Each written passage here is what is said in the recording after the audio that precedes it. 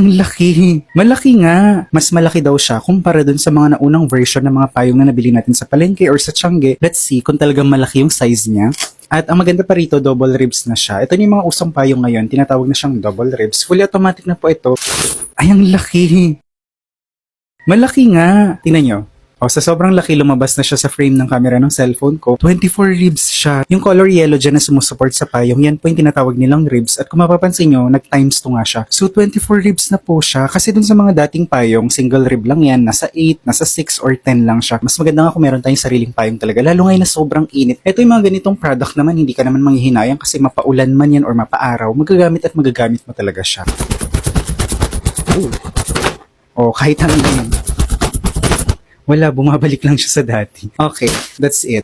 Baka may magtanong sa inyo kung anong lock ang ginamit. Velcro tape po. To be honest, mas gusto ko yung snap button lock kaysa sa Velcro tape. Kasi kapag tumagal, di ba nawawala yung dikit nito? Pero overall, maganda rin siya kasi nga, 24 ribs na po siya, malaki yung size niya. Ganito po yung kanyang hawakan. So just in case po na gusto niyo itong i-consider, yung link kung saan ko rin po nabili, nandito sa yellow basket sa may bandang ibaba.